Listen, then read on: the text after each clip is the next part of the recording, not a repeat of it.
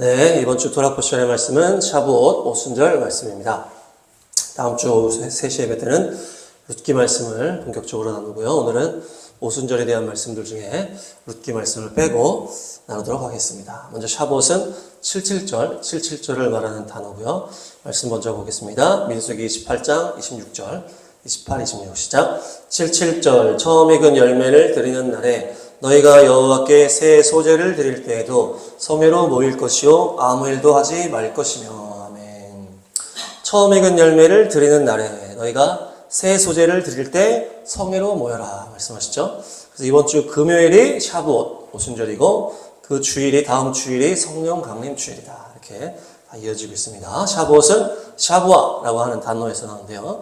그래서 77절이라는 이름이 뜻이 있고 일곱의 기간 이런 의미가 있어요. 그래서 일주일을 말하는 단어가 샤브옷이에요. 그래서 77절이다. 그래서 7일, 일주일을 7번 해서 49일, 77절을 말하기도 하고 그 다음 날이 50일, 오순절이잖아요. 그래서 샤브아라는 이 단어는 일곱의 기간 일주일이다. 또 7년을 말하기도 하고 그래서 안식일과 안식년이랑 연결되기 때문에 또 샤밧, 또 안식에 대한 의미가 또 들어가 있는 거예요.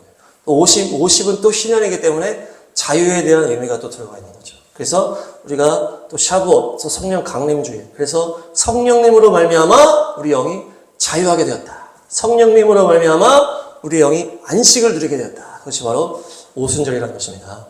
그래서 77절은 기본 개념이 안식 개념, 자유의 개념 들어가 있고요. 말씀을 보니까 처음 익은 열매를 드린다 했을 때 처음 익은 열매는 비쿠르라고 해서 첫 열매, 처음 익은 열매, 첫 이삭 이런 의미가 있어요. 바카르에서 나옵니다. 따라합니다. 바카르는 태를 열다, 쪼개다, 첫 결실을 맺다, 초태생을 낳다 이런 의미가 있는데 그래서 예수님께서 부활하신 그 초실절은 뭡니까? 6월절 이후에 안식 후 첫날 이게 초실절이잖아요. 그래서 안식 후 첫날 예수님이 부활하시고 초실절에 예수님께서 부활하셨다. 근데 이 초실절은 보리추수와 연결되는 거예요.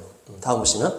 그래서 초실절은 보리추수와 연결이 되어 있고 오순절은 그 다음에 밀추수와 연결이 되는 거예요.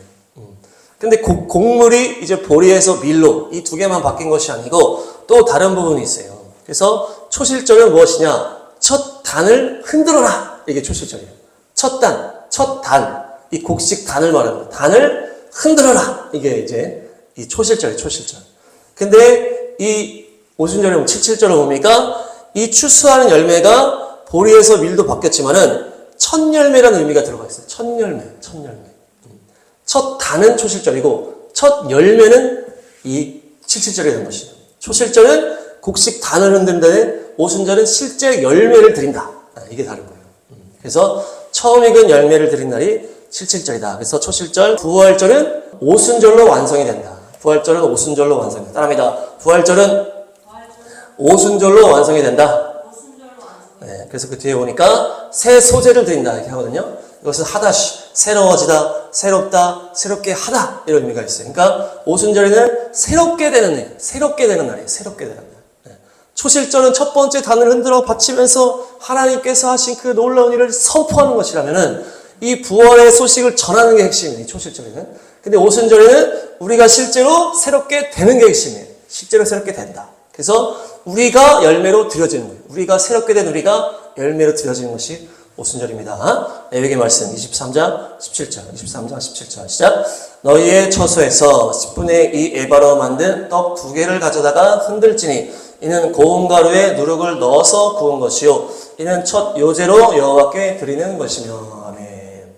이게 이제 77절에 떡 2개를 흔든다 이렇게 하거든요. 떡 2개를 흔드는데 누룩을 넣어서 구운 것이라고 나오는 거예요. 떡 2개는 오순절 때부터 뭡니까? 구원받는 유대인과 이방인을 말하는 떡 2개를 말하는 것이고 이것을 어떻게 만든다? 누룩을 넣어서 만든다는 거예요.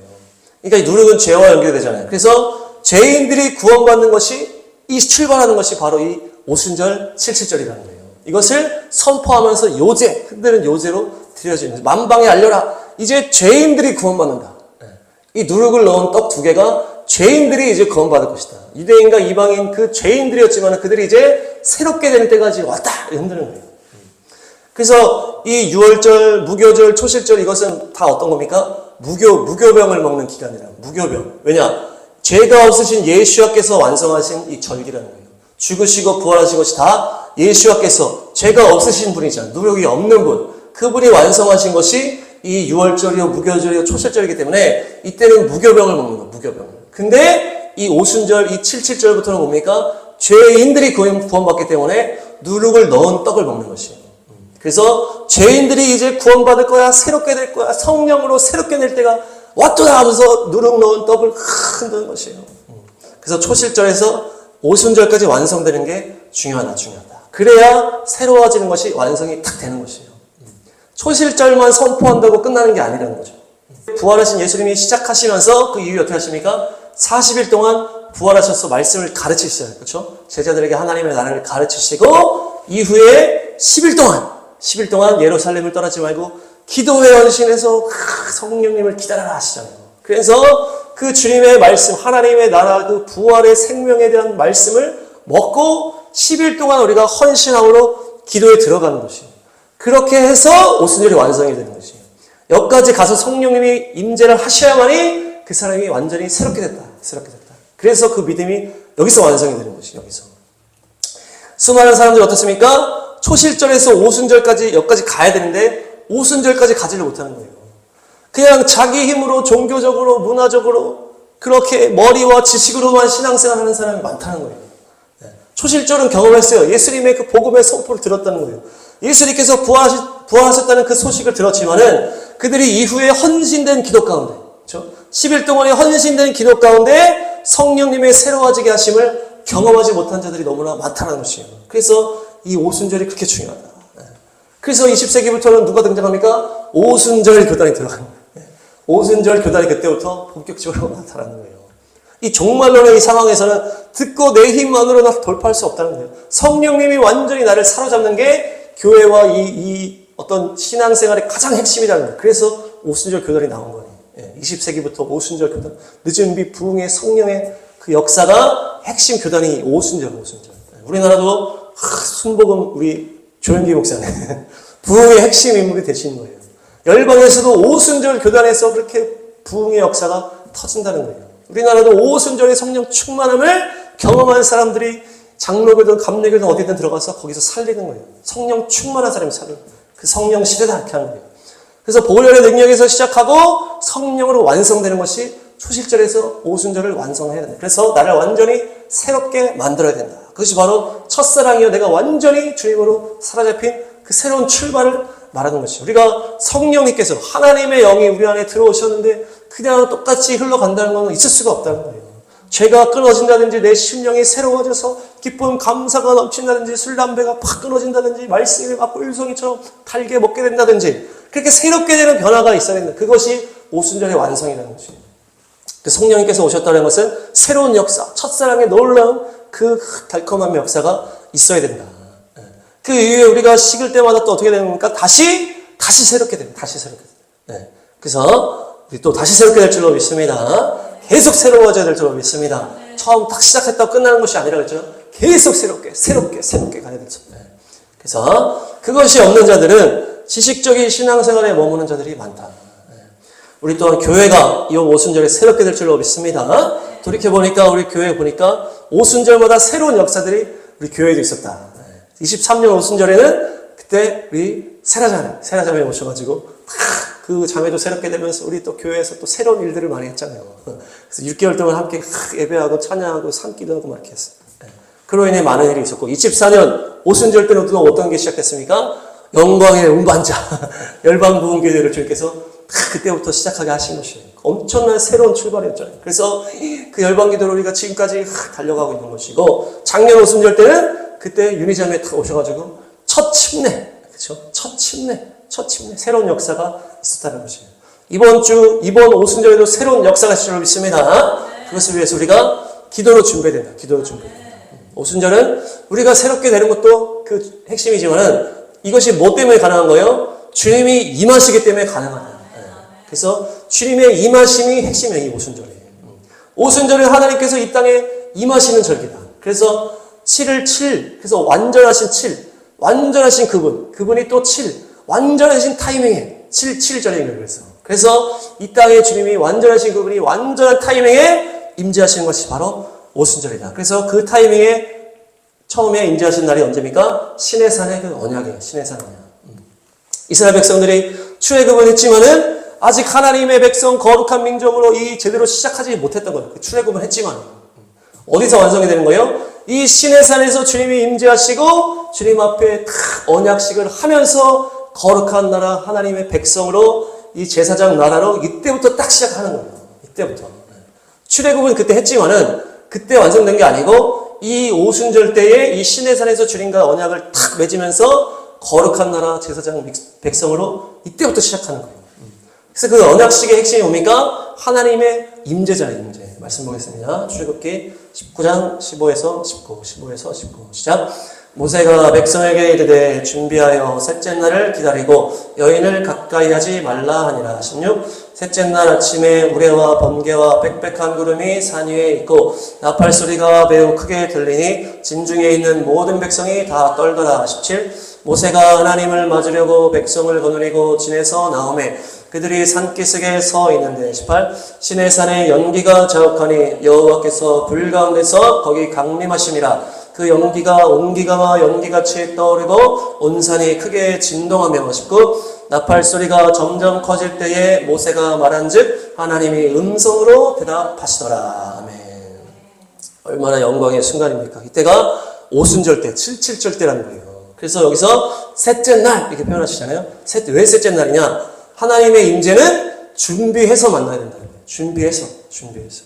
거룩하신 주님을 만날 때에 이틀을 완전하게 준비하고 셋째 날에 만나는 거예요. 그래서 너희가 여인을 가까이 하지 말라. 이틀 동안에. 그러니까 너희가 이 세상의 기쁨이잖아요. 이 여인의 우리 세상의 다른 주님 외의 다른 기쁨을 누리지 말라는 거예요. 그것을 준비하면서 주님의 임재를 준비해 세상의 즐거움을 멈추고 끊어버리고 거룩하신 분을 만날 준비를 해라. 예수님께서도 너희가 성령님을 맞이하기 위해서 10일 동안 예루살렘을 떠나지 말고 기도해라. 기도에 전무하면서 성령님을 사모하면서 기다리라는 것이에요. 출애굽기에서는 3일을 준비하면서 기다리고 또 예수님의 그 성령님은 10일 동안 준비해서 만나는 것이에요. 그렇게 주님께서 시내산 정상에 탁 임하시는데 엄청난 그 우레와 천둥, 번개, 빽빽한 구름, 나팔 소리, 그 불과 가마 같은 연기로 쫙 천둥, 번개, 나팔 소리, 빽빽한 구름이 오늘로 보시면은 카베드 따라합니다. 이 카베드는 무거운 임재. 그래서 불로 임재하시면서 연기가 가득하고 구름으로 빽빽하게 무겁게 팍 내려오시는데 여기 임재가 야라드. 따라합니다. 야라드가 내려오신다, 강림하신다. 이 야라드가 예루살렘에서 이 예루의 야라드예요. 그래서 예루살렘은 무엇입니까? 샬렘. 그래서 샬롬이 내려온다. 주님의 샬롬이 임재하시는 것이 예루살렘인데 하나님의 이 샬롬이 결국 주님의 통치예요. 그래서 예루살렘은 주님의 통치하시는 그 수도다 이렇게 얘기를 하는 것이에요. 그래서 예루살렘, 그 주님의 통치, 주님의 샬롬이 내려오는 땅이 예루살렘이다. 그래서 주님의 통치하는 장소가 예루살렘입니다. 우리 심령에도 주님의 통치가 임하시길 축복합니다. 언제나 샬롬이 넘치시기를 축복합니다. 그래서 엄청난 소리에 진동을 하면서 막 하면서 백성들이 막 그 너무 무서우니까 두려워 떠는 거예요. 그러면서 모세에게 대신 말해달라고 이렇게 막 하면서 그 하나님의 임재와 그 음성과 그 엄청난 것이 감당이 안 되는데 여기서 주님의 임재의 핵심 개념이 나옵니다. 다음 말씀. 출애굽기 19장 21에서 23 시작. 여호와께서 모세에게 이르시되 내려가서 백성을 경고하라. 백성이 밀고 들어와 나 여호와에게로 와서 보려고 하다가 많이 죽을까 하노라. 22. 또 여호와께서 가까이 하는 제사장들에게 그 몸을 성결히 하게 하라. 나 여호와가 그들을 칠까 하노라. 23. 모세가 여호와께 아뢰되 주께서 우리에게 명령하여 이르시기를 산 주위에 경계를 세워 산을 거룩하게 하라 하셨사온즉 백성이 시내산에 오르지 못하리이다. 아멘. 주님께서 이제 임재하시는데 계속 어떻게 하세요? 경고하시는 거예요. 경고. 너희 나 본다고 밀고 들어오다가 그 경계 들어오면 안 된다. 그럼 너네 다 죽는 거야. 제사장들은 특별하게 성결하게 준비해야 된다. 안 그러면 너희 죽는다. 경계를 세워라. 못 들어오게 막으라는 거예요. 들어오다가 죽지 마라. 그러니까 하나님의 임재하는 것은 무엇이 따라온다는 거예요? 죽음이 따라온다는 거예요. 죽음. 거룩하신 하나님 앞에 죄인된 인간이 만난다는 것은 그냥 만날 수가 없는 거예요. 죽음이 무조건 있는 거예요. 죽음. 그래서 하나님께서 저 산 꼭대기에서 멀리 오시는데도 잘못하면 니네 죽으니까 조심해야 된다.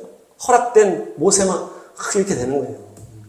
그러니까 하나님께서 사랑하시는 백성을 위해서 임재하시지만 주님의 이 거룩하심과 이 죄인된 우리가 만날 수가 없기 때문에 죽음이 들어가 있는 거예요. 죽음이.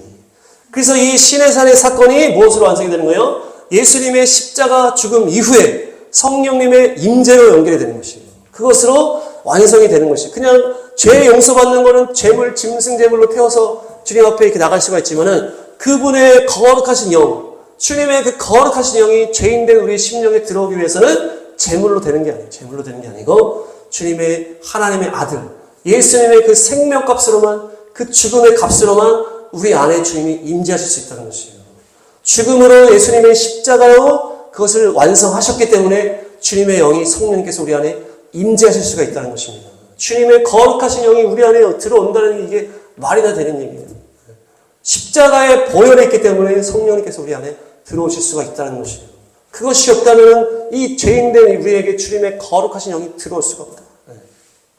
그것이 결국 오순절에 일어난 사건이다. 그것이 그분의 임재가 오순절의 핵심이라고 했잖아요. 사도행전 보시겠습니다. 사도행전 2장 1, 2, 3, 4 시작. 오순절 날이 이미 이름에 그들이 다 같이 한 곳에 모였더니 2절 호련히 하늘로부터 급하고 강한 바람 같은 소리가 있어 그들이 앉은 온 집에 가득하며 3절 마치 불의 혀처럼 갈라지는 것들이 그들에게 보여 각 사람이 하나씩 임하여 있더니 4절 그들이 다 성령의 충만함을 받고 성령이 말하게 하심을 따라 다른 언어들로 말하기를 시작하니라. 오순절이 이르고 이들이 10일 동안 기도에 전무하면서 성령님을 기다리고 있을 때에 하늘에서 급하고 강한 바람 슉 하면서 강한 바람 소리가 함께 한 명 한 명 머리 위에 성령의 불이 임하면서 어떻게 됩니까? 성령님께서 그 사람 가운데 임재를 탁 하시니까 입술이 터지면서 방언이 탁 터지는 거예요. 그러니까 실제로 주님이 시내산에 임재하실 때는 엄청난 연기와 함등 번개로 그렇게 하셨지만은 성령으로 영으로 우리 안에 임하시는 장면이 딱 이 오순절의 장면입니다. 바람 소리와 불의 혀로 믿음의 그 기도하는 제자들 심령에 성령님께서 팍 임하시는 것이에요. 그러면서 어떻게 하십니까? 입술을 새롭게 하시는 거예요. 입술을. 그래서 우리가 새롭게 된다는 것은 입술이 새롭게 되는 것이에요. 그래서 성령님이 임하시니까 우리가 새롭게 됐는데 어디서 증거가 나타나는 거예요? 입술에서 증거가 나타나는 거예요. 언어를 새롭게 입을 새롭게 하시는 것이 성령님께서 우리를 새롭게 하는. 그래서 이사야가 성전에서 주님을 만났을 때 제단 불을 가지고 입술을 탁 대면서 입술의 죄를 탁 씻자는 거예요. 그것이 입술이 새롭게 되는 게 우리가 새롭게 되는 이 증거가 입술로 나타나는 거예요. 그래서 이 성령님께서 임하시니까 다른 방언으로 막 다른 언어로 방언이 터지면서 이제 너희가 어떻게 한다? 열방으로 나가야 된다. 열방으로. 그래서 이 방언이 터지는 것이 열방의 다른 언어로 터지면서 너희가 이제는 이 입술이 이 열방을 향해 가라. 이방인의 구원을 향해서 너희가 이제 가라. 이것이 오순절의 시작이다.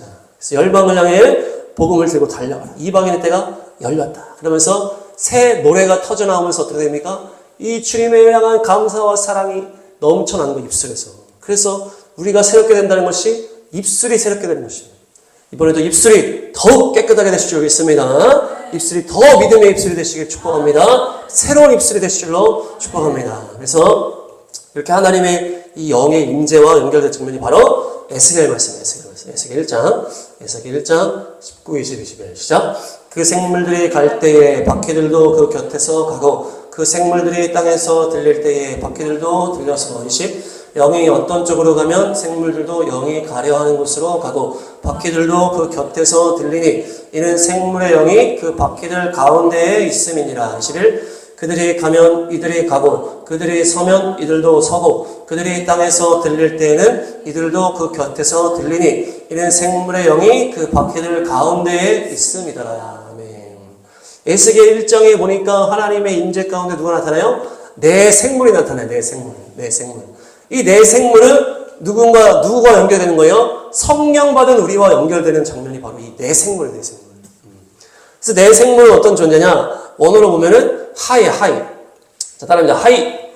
하이가 살아있다. 생명이 있다. 이런 뜻이에요. 그러니까 성령님은 어떤 분입니까? 살아있는 영이시고 생명을 주시는 영이시잖아요. 그래서 이 네 생물이 성령 받은 우리와 연결이 되는 이 장면이라는 것이에요. 그래서 네 생물은 이 사는 뭡니까? 동서남북 사방을 말하고 온 세상에 성령 받은 주님의 백성들이 이 내생물과 연결이 되는 것이에요.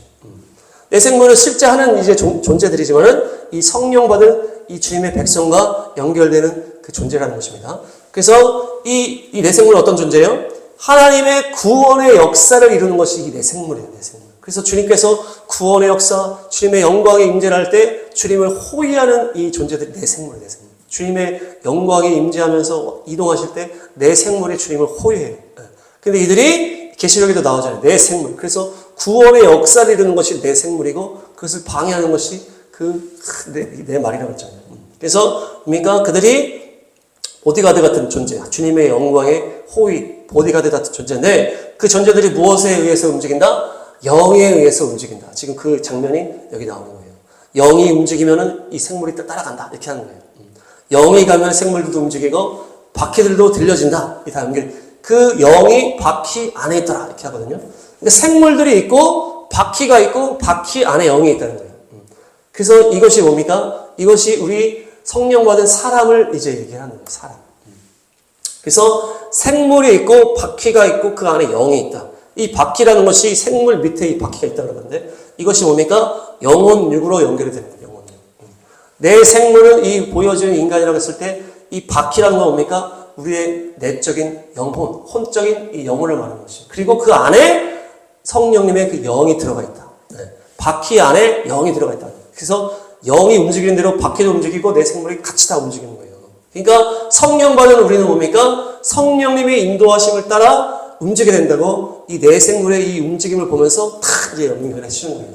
그래서 이들의 이 목적이 뭐라는 거예요? 하나님의 영광을 호위하면서 주님의 나라와 주님의 구원을 위해서 헌신하는 그 내 생물인데 성령 받은 우리도 똑같이 그래야 된다는 거예요. 똑같이. 살아계신 성령님께서 우리 안에 오셨기 때문에 성령님의 인도함을 따라서 하나님의 영광을 운반할 뿐만 아니고 주님의 구원과 그 주님의 나라를 확장하는 일에 헌신하는 것이 바로 우리 성령 받은 사람들이고 그것이 내 생물과 연결되는 장면이다. 다음 말씀 보시면 네 가지 얼굴이 나옵니다. 에스겔 1장 8, 90 시작.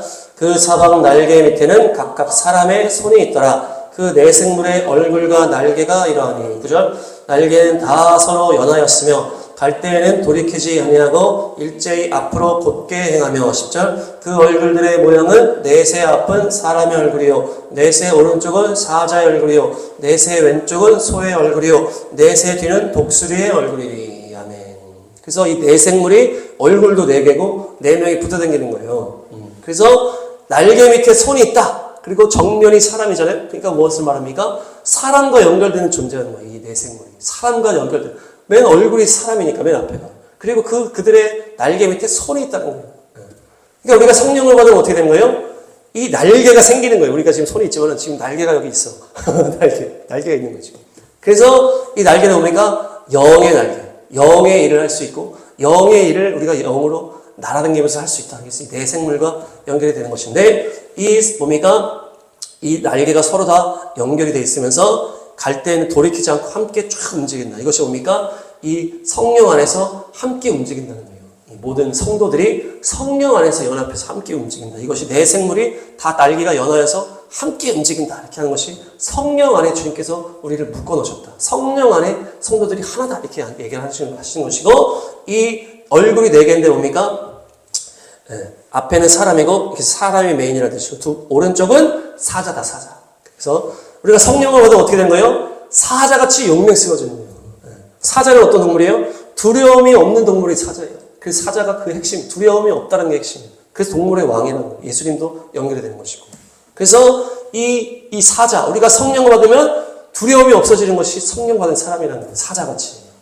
사자같이 되실 축복합니다. 또 왼쪽은 소는 뭡니까? 끝까지 신실하게 인내하면서 일을 감당하는 것이 소예요. 소는 몸도 세지만은 그 힘든 일을 끝까지 완주하는 게 소다. 소. 우리 힘으로는 참을 수가 없는 거예요. 우리 힘으로는 이걸 끝까지 완주할 수가 없어.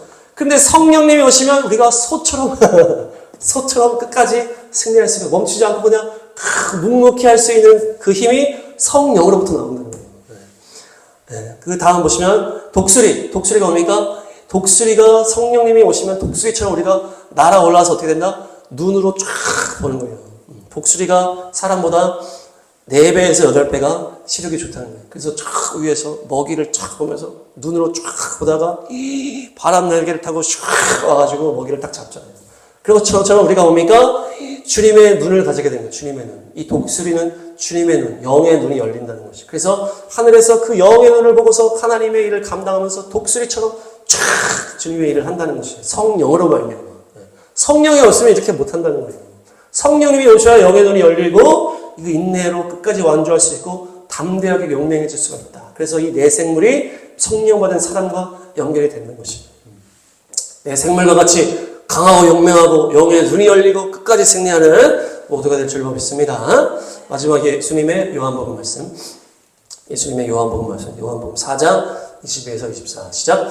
너희는 알지 못하는 것을 예배하고 우리는 아는 것을 예배하노니 이는 구원이 유대인에게서 남이라. 23. 아버지께 참되게 예배하는 자들은 영과 진리로 예배할 때가 오나니 곧 이때라. 아버지께서는 자기에게 이렇게 예배하는 자들을 찾으시느니라. 24. 하나님은 영이시니 예배하는 자가 영과 진리로 예배할지니라. 아멘. 예수님께서 사마리아에 전도하러 가서 사마리아의 여인을 딱 만나잖아요. 그래서 너희는 알지 못하는 것을 예배하고 우리는 아는 것을 예배한다. 구원이 유대인에게서 남이라. 이것이 사마리아냐 예루살렘이냐 이렇게 질문했을 때 예수님이 대답하시거든요. 그러니까 뭡니까? 이 예루살렘의 장소가 실제로 중요하다. 또한 유대인인 나를 통해서 구원이 시작되는 것이다. 그래서 예루살렘도 중요하고 유대인도 중요하다. 이렇게 얘기하는 부분도 있겠지만은 뭡니까? 더 중요한 것은 아버지께 참되게 예배할 때가 온다. 그래서 곧 이때라 하면서 영과 진리로 예배할 것이다. 그것이 뭡니까? 주님을 아는 자다. 아는 자다. 우리는 아는 것을 예배한다. 이것이 뭡니까? 이 유대인과 예루살렘이 그 유대인의 어떤 핵심 이 장소며 또 주님께서 유대인의 교통으로 오셨다는 것도 있지만은 성령을 받았을 때 주님을 알게 된다는 것이에요. 그래서 성령으로 내가 이제 십자가 부활을 통해서 너에게 성령을 부어줄 때가 올 것이다. 그것이 바로 이제 예배할 때가 오나니 영과 진리로 예배할 때가 오나니 바로 그때라는 거예요. 그래서 성령으로 예배할 때 주님을 알게 된다. 주님을 알게 된다. 우리가 그냥 성경을 읽는다고 주님을 알 수 있는 게 아니라는 거예요. 성령님이 오셔야만이 그분의 그 깊은 곳을 통달하시는 주님의 영이 우리에게 주님은 어떤 분인지를 알려주신다는 거예요. 그래서 성령님께서 오셔야만이 주님을 알게 되고 주님의 말씀이 깨달아지고 주님의 마음이 부어지고 주님의 뜻을 알게 되고 주님의 뜻을 따라 우리가 나아갈 수가 있다는 것입니다. 무엇으로만? 성령님으로만 가능하다. 성령님. 그래서 오순절이 중요한 것이에요. 오순절. 오순절이 없다면 유월절이나 이 십자가 부활의 초실절도 의미가 없는 거예요. 어떻게 보면 지식으로 안다고 소용이 없다는 거예요. 그래서 이단들이 다 지식적인 것 다 있다고 그랬잖아요. 예수님 얘기를 다 한다고 그랬잖아요. 근데 영에서 달라진다. 영에서 오순절에 끝까지 완주함으로 성령 충만함으로 완전히 새롭게 되지 않으면 이것이 완성이 되지 않았다는 것이에요. 그러니까 우리가 십자가 부활을 그냥 듣고 끝내는 것이 아니고 내 심령 깊은 곳까지 성령님이 임하시는 단계까지 가야 된다. 그래서 영과 진리로 예배할지라. 과거에는 신령과 진정으로 이렇게 했잖아요. 이 영이 성령으로 우리의 영이 완전히 성령으로 충만해서 예배하고 또 진리 대신 말씀 대신 그 말씀 가운데 주님의 진리를 따라서 예배하고 이렇게 진리는 성경이요 또 영은 성령님이 이렇게 연결할 수도 있겠지만은 성경도 결국 뭡니까? 성령으로는 알 수가 있는 거예요. 믿음도 없고 막 이상한 사람들이 성경 강의하고 그러잖아요. 그러니까 이 성경도 그냥 본다고 된다는 것이 아니고 성령으로만 되는. 그러니까 영과 진리로 예배한다는 건 그냥 성령으로 예배하는 것이에요. 한마디로. 너희가 성령으로 예배할 때가 올 것이다. 내가 죽고 부활한 다음에. 그것을 얘기하시는 거예요. 우리가 요즘에 또 정치적인 그런 걸 볼 때 어떻습니까? 예수님을 믿는 자고 하는 사람들 중에도 이런 사람이 너무 많다는 거예요. 그러니까 복음도 알고 예수님의 그 진리도 알지만은 성령으로 인도함을 받지 못하는 거예요. 성령님의 감동이 없는 거예요. 그러니까 이것을 그냥 진리를 가지고 그냥 정죄하고 싸우고 죽이는 걸로만 나가는 거예요. 샬롬이 없다는 거예요. 성령님의 인도함을 받지 않고 내가 아는 이 진리, 그 지식적인 그걸로만 그냥 정죄하고 싸우고 그냥 주님의 인도함을 받아서 이게 주님의 이것을 받으면서 이게 샬롬 가운데 이것을 해야 되는데 그게 없어져 버려요. 그러니까 그냥 싸우고 정죄하고 그냥 이게 우리 편인지 남의 편인지도 모르고 그냥 진리로 그냥 다 갖다 대는 거예요. 그러니까 자기 힘으로만 하니까 그냥 그 가운데 분열이 생기고 싸우고 막 몸이 아프고 막 어긋나는 거예요. 그러니까 뭡니까? 우리 심령 안에 주님의 그 거룩한 성령을 완전히 충만하게 채워주고 이것이 완전히 이 누룩들이 다 벗겨져야 된다는 거예요. 특별히 우리가 또 그 안에, 우리 안에 그 죄악들이 깨끗이 씻겨나가지 않은 상태에서 하면은 이 안에, 내 안에 있는 것들이 또 올라온다는 거예요. 그러니까 겉으로는 같은 편인 것 같지만 나중에 배신하는 것들이 다 그런 거라는 거예요. 믿음 생활도 마찬가지. 성령님으로만 가능한, 성령님으로만. 성령 충만함으로 내 안에 누룩들, 나의 교만들, 나의 의, 자기 의 다 십자가에 못 박고 그래야만이 온전한 길로 갈 수가 있다는 거예요. 그렇지 않으면은 내 안에 계속 그런 것들, 누룩들이 나오면서 결국 배신하고 결국 딴 길로 가버린다. 성령으로 영과 진리로 주님을 따라갈 줄 믿습니다. 그래서 우리가 성령님께서 우리 안에 계시기 때문에 우리가 은혜 받는다는 것이 뭡니까? 내 안에 계신 성령님과 내 영혼력이 일치하는 것을 말해요. 그래서 우리가 내 의지와 내 혼을 가지고 내가 또 육체를 가지고 이것들이 내 안에 계신 성령님과 일치가 될 때 우리가 은혜 받는다는 거예요. 그것이 은혜 받는다는 표현이에요.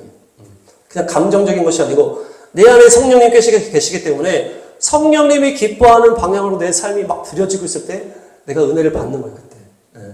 우리가 막 찬양을 할 때 우리가 성령님이 찬양을 하면 얼마나 뜨겁게 하시겠어요. 그러니까 우리가 전심을 다해가지고 막 찬양하면은 성령님이 그 딱 생각이 맞는 거예요. 우리 내가 이렇게 내 마음이랑 똑같이 찬양을 하고 있구나. 그러면서 내가 그 순간에 주님의 성령님이 감동을 주시면서 기쁨과 감사와 눈물과 이런 것들이 탁 터지는 거예요.